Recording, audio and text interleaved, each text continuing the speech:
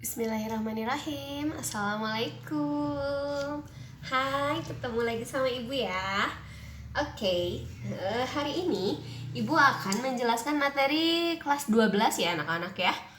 Untuk kelas 12 itu materi pertamanya, kalau ibu tidak salah berarti benar ya. Materi kelas 12 itu adalah tentang penggunaan listrik searah. Oke, hari ini kita akan bahas materi kelas 12, yaitu tentang penggunaan listrik searah. Oke, bertemu lagi dengan saya. Masih ingat siapa saya? Iya, saya Indah Nur Huzni.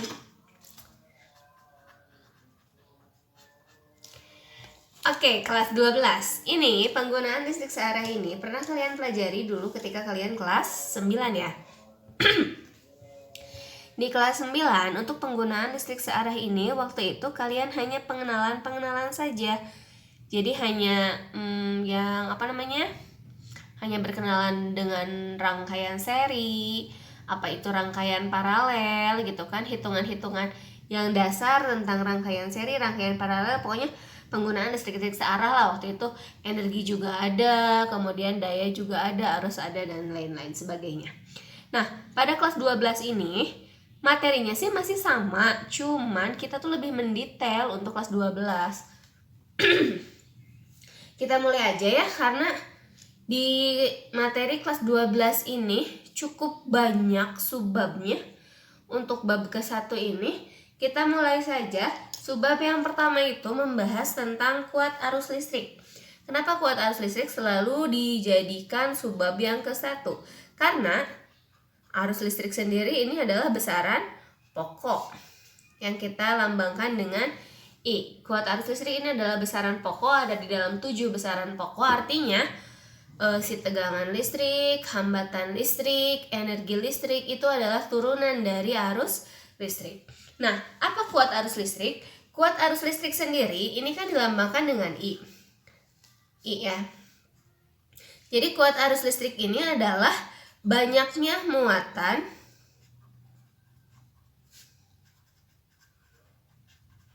yang mengalirnya di mana ya, pada sebuah konduktor ya. Jadi banyaknya muatan yang mengalir pada sebuah konduktor berbanding waktu yang mengalir terhadap waktu.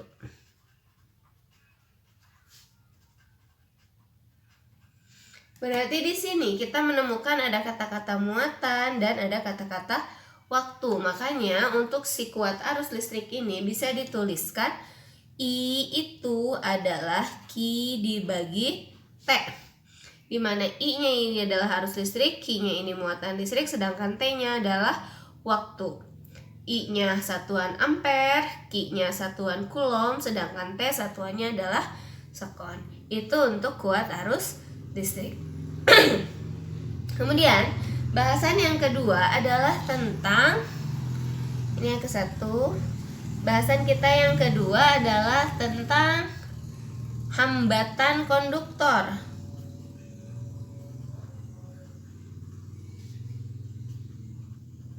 Hambatan ini dilambangkan dengan R atau biasa kita sebut dengan resistor. Nah, hambatan listrik sebuah konduktor ini bergantung pada beberapa jenis. Kenapa? Karena yang namanya konduktor itu dipengaruhi oleh beberapa hal. Yang pertama yang mempengaruhinya itu adalah hambatan jenisnya. Maksudnya apa ya? Ini si konduktor terbuatnya dari apa? Dari kuningan kah? Dari seng kah? Dari besi kah? Pokoknya itu hambatan jenisnya. Kita lambangkan dengan rho. Yang kedua adalah panjangnya. Panjang dari hambatannya. Ingat, panjang itu long, berarti lambangnya adalah L. Kemudian ada luas penampangnya. Nah, luas penampang ini dilambangkan dengan area A besar. Nah, satu lagi selain hambatan jenis, panjang, luas penampang, hambatan konduktor ini dipengaruhi oleh yang namanya suhu. Saya suka lihat kan di pinggir jalan nih kalau cuaca lagi panas kayak gini di siang-siang itu si kabel-kabel tuh pada melendoy ya. What the meaning of melendoy? Pada apa ya namanya tuh? Pada menggantung. Kan kalau misalnya lagi panas banget si kabel-kabel tuh kayak gini nih. Set gitu ya. Twing gitu. Nah, ini yang keempat ini bisa dirumuskan. Jadi keluarlah rumus hambatan itu R sebanding dengan Rho sebanding dengan L dibagi A. Kemudian kalau suhu apa? Suhu ini kan T ya, temperatur ya. Nggak ada Bu di rumus ini. Iya, emang nggak ada. Kalau suhu tidak nyatu, rumusnya tuh tidak di sini. Untuk suhu, rumusnya tersendiri. Kenapa? Karena suhu ini tadi hubungannya sama pemuaian. Jadi kalau kepanasan seperti apa? Maka rumusnya adalah R akhir sama dengan R mula-mula dikali 1 tambah alfa kali delta T. Nah, ini rumusnya sama kayak rumus pemuaian. Dulu kan rumus pemuaian ini kalau misalnya pemuaian panjang berarti si R-nya diganti sama L. Pemuaian luas berarti R-nya diganti sama A gitu. Pemuaian volume berarti si R-nya ini diganti sama V. Seperti itu. Itu adalah hambatan konduktor. Paham sampai sini? Oke, kalau paham kita lanjut dulu aja ya. Apa mau contoh soal dulu? Nanti aja deh contoh soalnya di akhir aja ya. Kita ini dulu nih. Kita lanjut dulu materi. Setelah hambatan konduktor, kita akan bahas tentang rangkaian tadi. Rangkaian listrik. Rangkaian listrik itu ada berapa ya? Kalau SMA ini berarti ada ada 3. Oh, ada 4. Ada rangkaian seri, ada rangkaian paralel, ada rangkaian campuran, dan terakhir ada jembatan Wheatstone. Nah, untuk rangkaian listrik dulu, yang pertama ini yang kita bahas adalah tentang rangkaian seri. Rangkaian seri itu yang kayak gimana? Rangkaian seri itu syaratnya dia arusnya harus sama. Kenapa arusnya harus sama? Karena dia berada dalam satu kabel. Nah, ini hambatannya. Ini di sini ibu punya R1, ibu punya R2, ibu punya R3, kemudian disambungkan, dihubungkan dengan sebuah tegangan listrik. Jadi nanti ke sini ini ada arus, ini adalah tegangan. Nah, kenapa ini arusnya sama? Karena dia satu kabel. Jadi kan arus yang ngalir ke R1 pasti sama dengan arus yang ngalir ke R2, pasti sama juga dengan arus yang mengalir di R3. Nah, untuk rangkaian listrik ini selalu berhubungan dengan kaidah hukum Ohm. Hukum Ohm dulu pernah kalian pelajari apa? V sama dengan I kali R. Nah, karena I-nya sama, sedangkan rumusnya V sama dengan I kali R, maka untuk R seri itu akan sama dengan R1 tambah R2 tambah R3.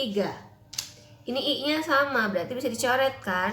Oh, berarti kalau gitu V sama dengan R. Oh, berarti untuk rangkaian seri, untuk mencari V totalnya akan sama dengan juga V1 tambah V2 tambah V3. Seperti itu ya. Kemudian selanjutnya, setelah rangkaian seri di sini, Ibu akan bahas tentang rangkaian paralel.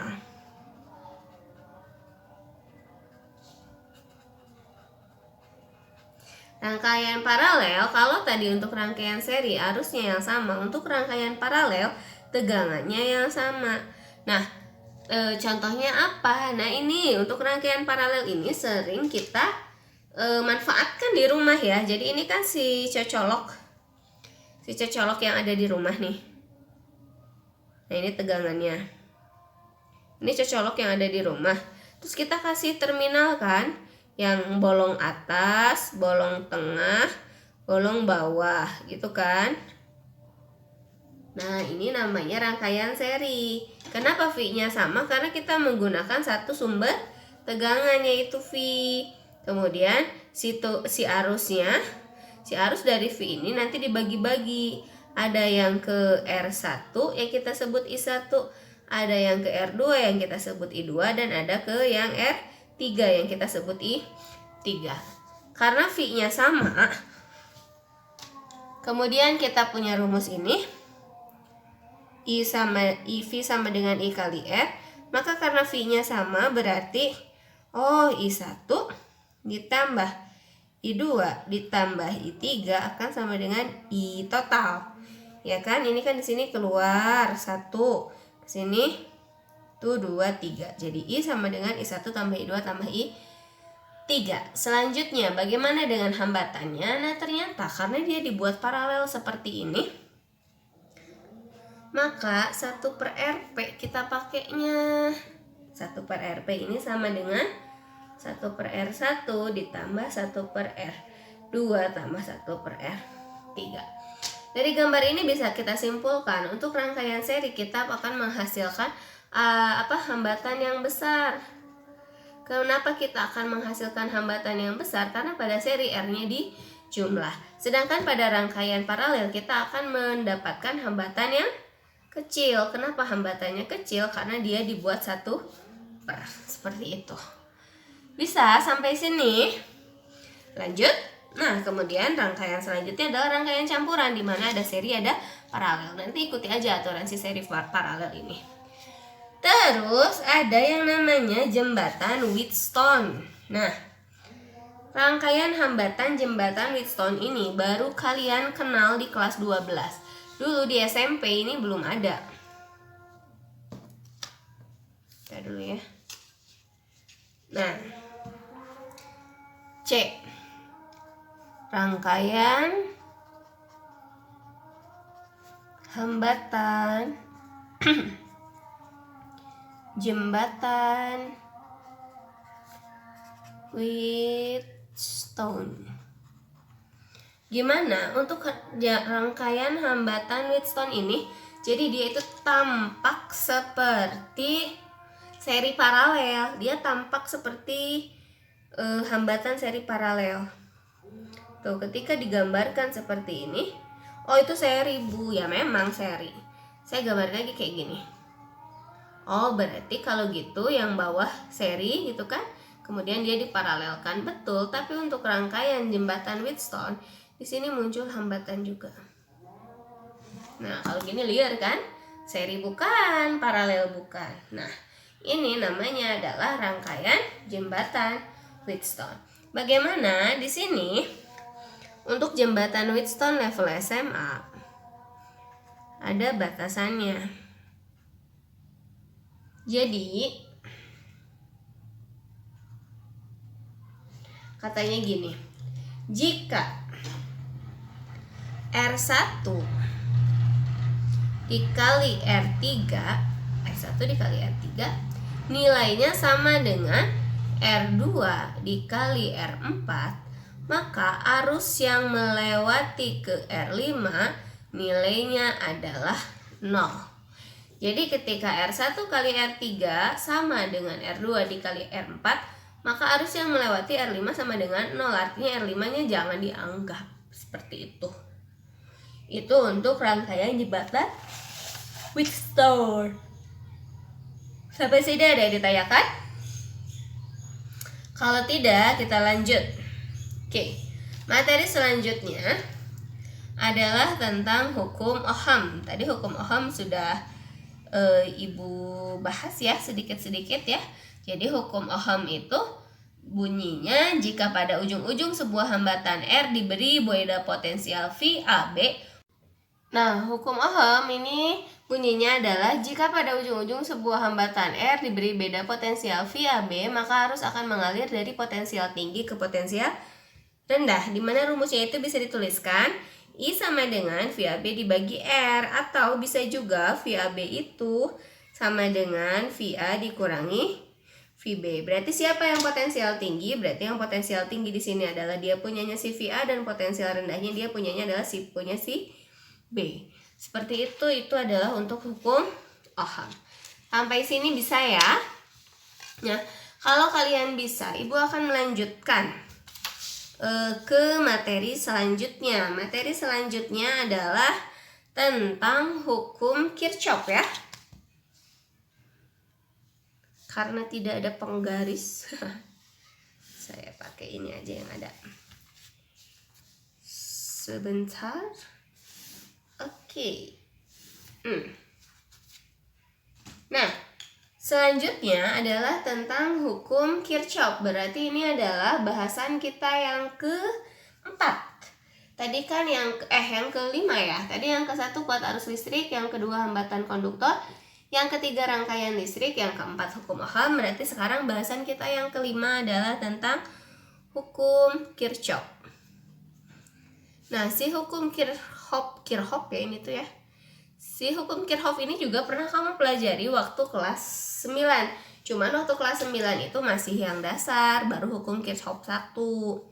Hukum Kirchhoff 1 yang mana? Hukum Kirchhoff 1 itu yang menyatakan bahwa jumlah arus masuk sama dengan jumlah arus keluar.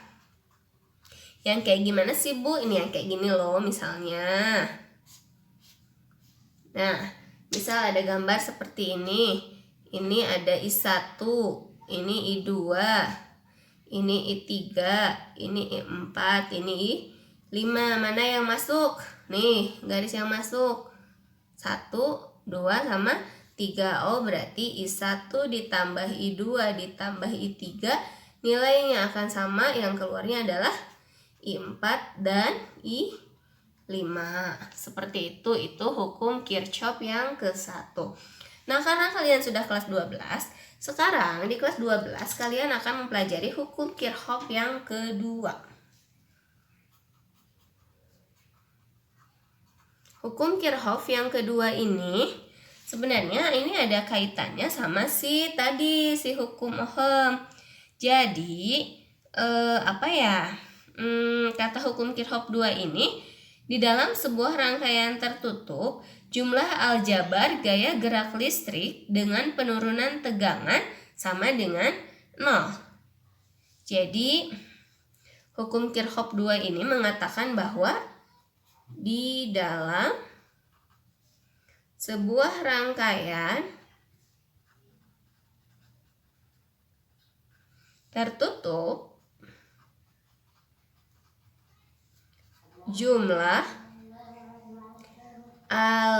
aljabar gaya gerak listrik GGL ya, atau yang kita sebut dengan sigma E, dengan penurunan tegangan dalam kurung sigma I kali R, nilainya akan sama dengan 0. Atau kalau secara matematis bisa dituliskan seperti ini. Sigma E tambah sigma I kali R, nilainya akan 0. Ini adalah hukum Kirchhoff yang kedua. Kemudian nanti untuk hukum Kirchhoff ini banyak kemungkinan ya. Bisa ditanyakan arus, bisa ditanyakan tegangan. Kalau misalnya nanti soalnya itu ditanyakan tegangan antara dua titik pada sebuah pada suatu cabang. Bisa dituliskan seperti ini. Untuk tegangan antara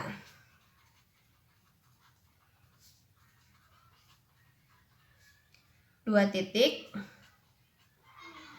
maka rumusnya VAB itu akan sama dengan sigma E dari A ke B ditambah sigma I dikali R A ke B. Ini untuk hukum Kirchhoff yang kedua. Oke, setelah hukum Kirchhoff yang kedua, bahasan kita selanjutnya. Oh ya, untuk hukum Kirchhoff ini nanti ya, kita ada beberapa perjanjian yang harus diikuti untuk hukum Kirchhoff 2 ini. Yang pertama adalah pilih suatu loop untuk lintasan tertutup. Kalau loopnya ada satu sih, kamu tinggal pilih dia mau searah jarum jam atau berlawanan jarum jam. Tapi kalau loopnya ada dua, setelah kamu memilih loop itu, nanti kamu masukkan ke hukum Kirchhoff yang ke-1. Yang tadi jumlah arus masuk sama dengan jumlah arus keluar. Setelah itu nanti kamu hitung. Nah, si rumus yang ini nih, yang sigma E ini, kalau kamu ketemu panjang dulu, artinya dia dari kutub positif kan, maka nilainya plus. Tapi kalau kamu ketemu sama kutub yang pendek dulu, artinya dia dari kutub negatif, maka nilainya adalah min. Seperti itu ya. Oke, selanjutnya setelah hukum Kirchhoff di sini kita akan bahas tentang energi dan daya listrik. Berarti ini adalah bahasan kita yang ke-6. Ada energi dan daya listrik. Nah, untuk energi dan daya listrik, kan energi itu dihasilkan pada rangkaian listrik ya, karena ini hubungannya sama rangkaian listrik. Jadi energi ini dihasilkan dari rangkaian listrik. Apa namanya? Hubungan antara energi dan daya listrik. Ternyata si daya listrik ini adalah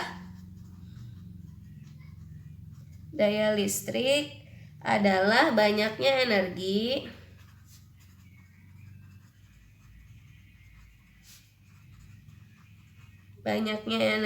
listrik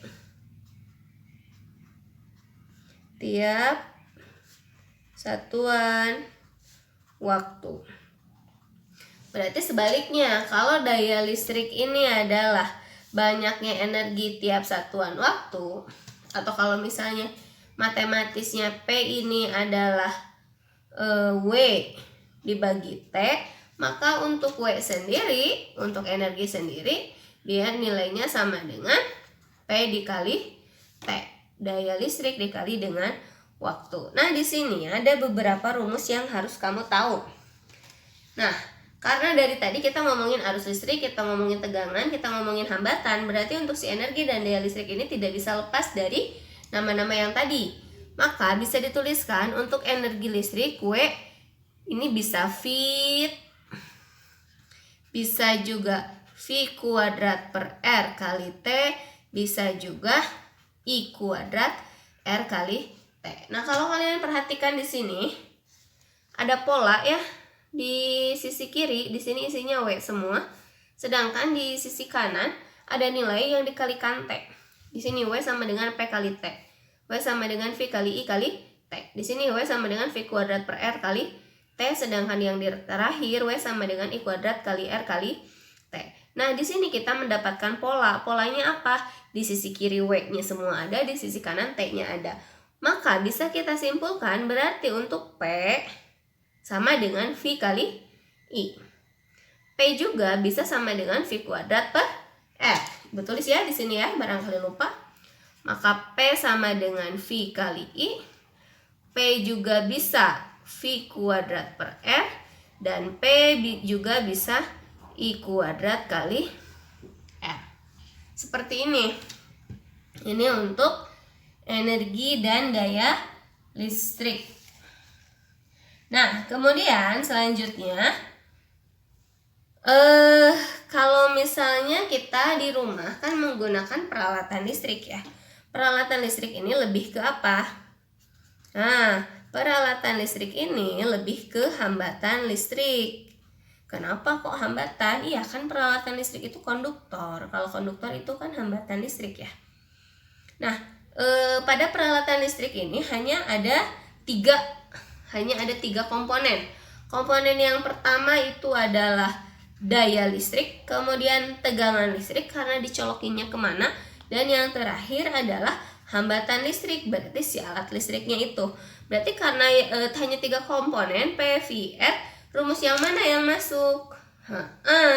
Hanya rumus yang ini yang masuk. Hanya ada rumus, kalau ibu balikin, R itu sama dengan V kuadrat per P. R itu tadi adalah si listriknya, si alat listriknya. Maka kalau misalnya kamu perhatikan di alat listrik itu, di dusnya misalnya gini, 5 watt, 220 volt. Atau berapa ya? 450 watt, 110 volt.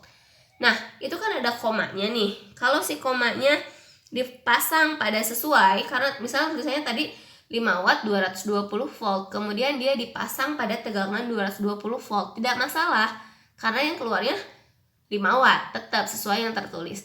Tapi kalau misalnya tadi 450 watt 110 volt, tapi ini dipasangnya bukan di tegangan 110, ini dipasangnya di tegangan 220, apakah akan menghasilkan 450 watt juga? Nah, tidak ternyata, karena itu kaitannya dengan PS, S itu sekunder ya, yang kita pakai. P sebenarnya, daya sebenarnya ini hubungannya sama V sebenarnya, terus di sini yang tertulis dikali P yang tertulis. Ini untuk daya listrik. Oke, selanjutnya 2 lagi ya, satu lagi ya. Selanjutnya subbab yang terakhir, yang ke-8. Aduh, pantesan ya ibu capek ya, dari tadi udah ngomong 8 subbab. Yang ke-8 adalah tentang alat ukur listrik. Alat ukur listrik di sini yang kita pelajari hanya 2. Yang pertama itu adalah ampere meter, dan nanti selanjutnya adalah voltmeter. Nah, ampere meter sesuai dengan namanya ampere. Ampere ini adalah alat ukur kuat arus listrik. Maka ampere meter adalah alat untuk mengukur kuat arus listrik.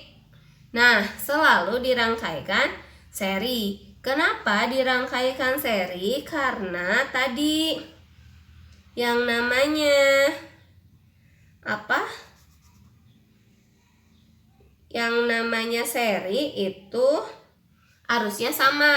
Jadi kalau kita mau mengukur hambatan R, ya udah si ampere meternya kita buat seri dengan si hambatan R. Nah, tapi Bu, misalnya kayak gini. Tapi Bu, ampere meterku jadul, dia hanya bisa mengukur sampai dengan 1 ampere. Sedangkan nilai yang ingin kita ukur adalah 10 ampere. Piye Bu? Ini gimana? Jadinya aku beli yang baru aja? Nggak usah. Kamu nggak usah beli yang baru. Kamu bisa pakai manfaatkan ampere meter yang lama, tapi sedikit kamu modif.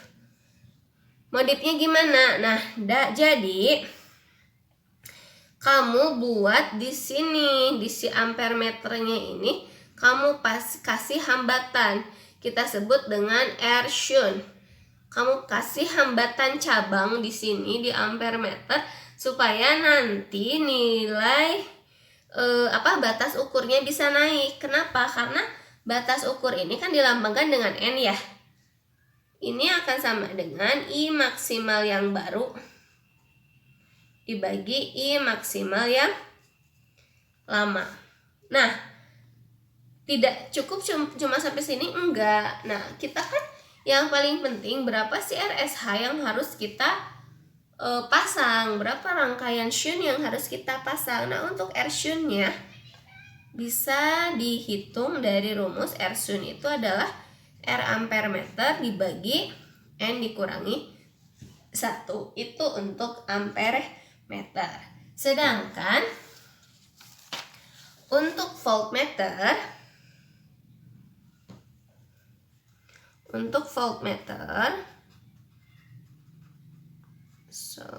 nah, untuk voltmeter di sini kan selama ini supaya V-nya kebaca, kamu buat paralel kan dengan si hambatan. Ini hambatan.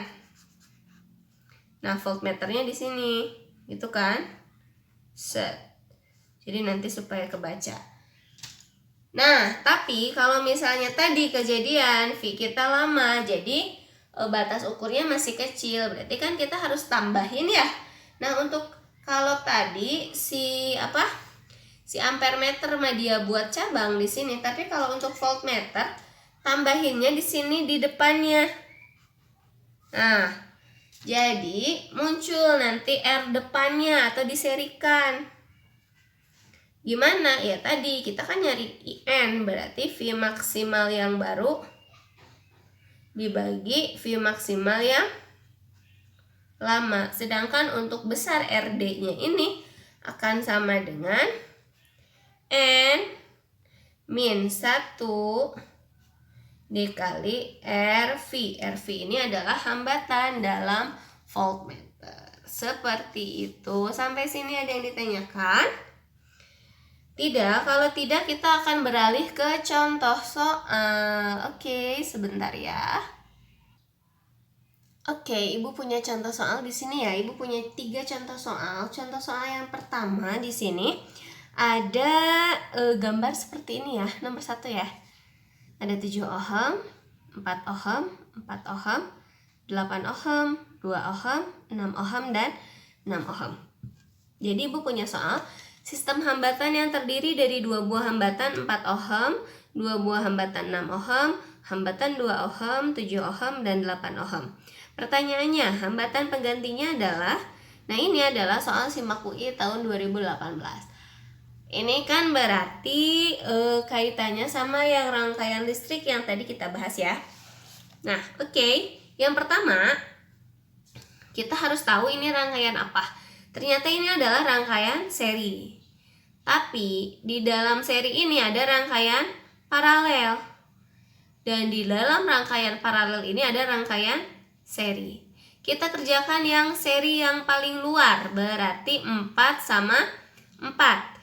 Berarti rangkaian yang ini kalau Ibu rubah, berarti 4 tambah 4, kemudian nanti ada 8, ada 2 gitu kan.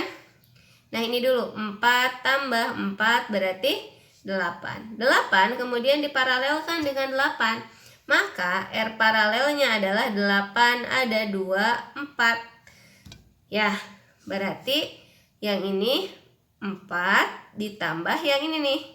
Ini berapa tadi rangkaiannya? 2 ohm. Berarti 4 tambah 2 berapa? Jadi R seri yang kedua 4 tambah 2, 6. Oke, setelah dapat 6 maka rangkaiannya berubah. Ini 7. Gitu kan? Ini 6.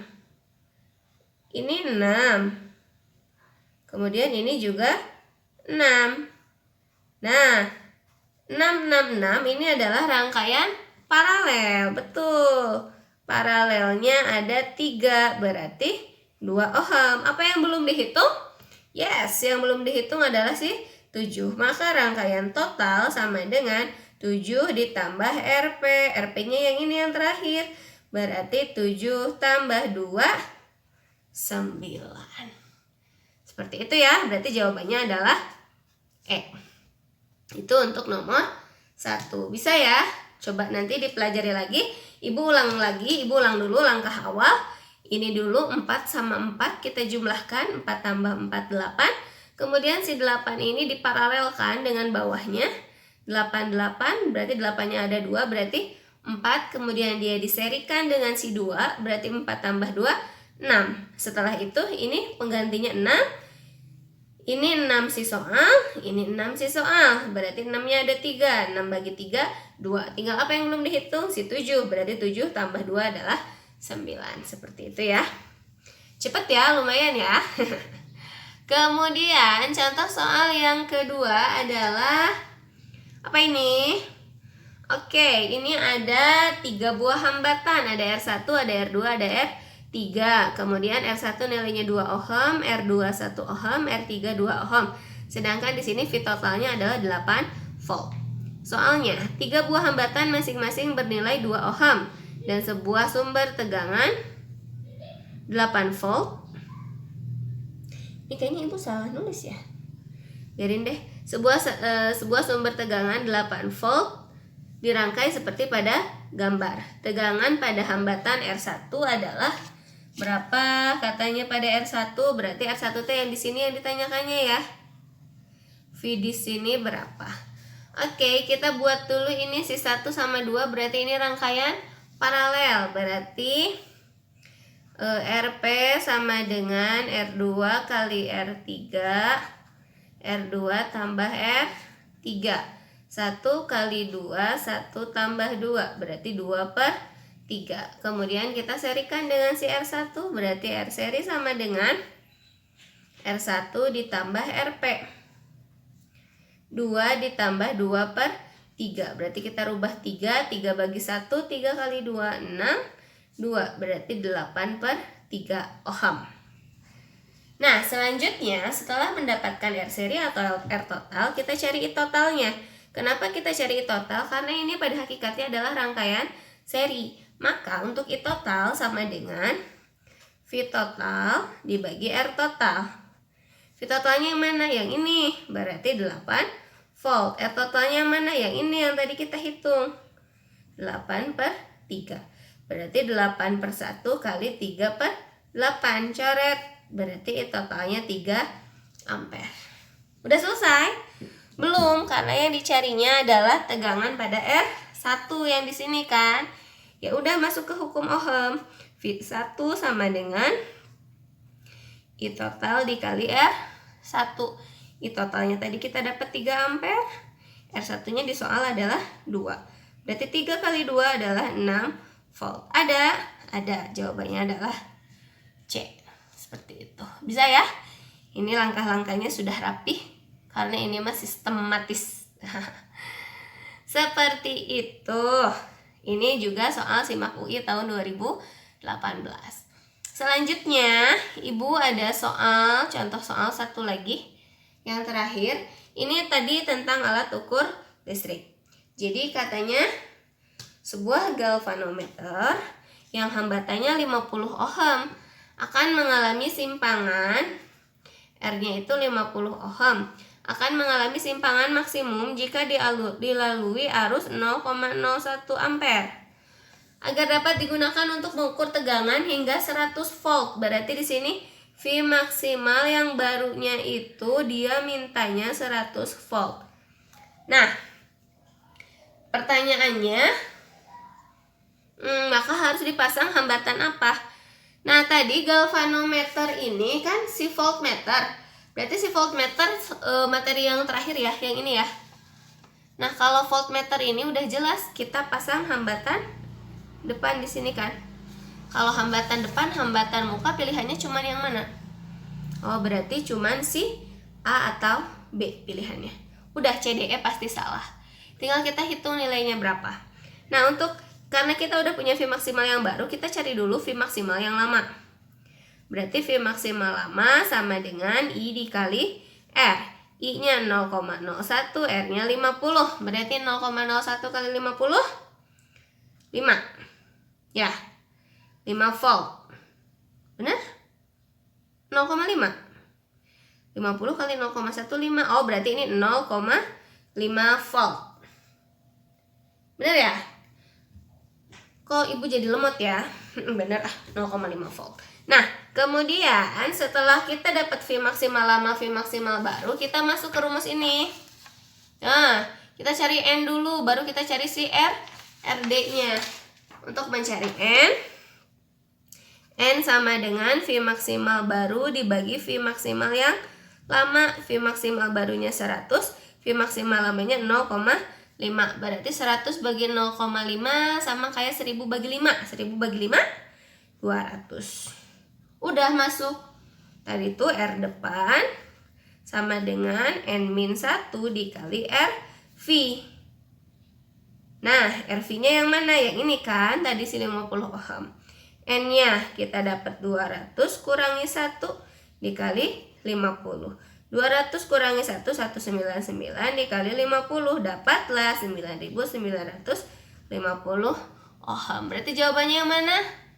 Yes, berarti jawabannya adalah yang A. Sampai situ dulu. Oke, sekian dulu untuk pertemuan kelas 12 yang pertama ini. Sekian dulu dari saya ya.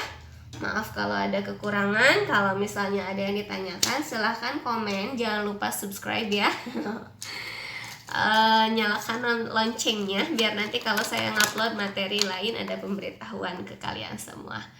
Oke, terima kasih atas perhatiannya. Assalamualaikum.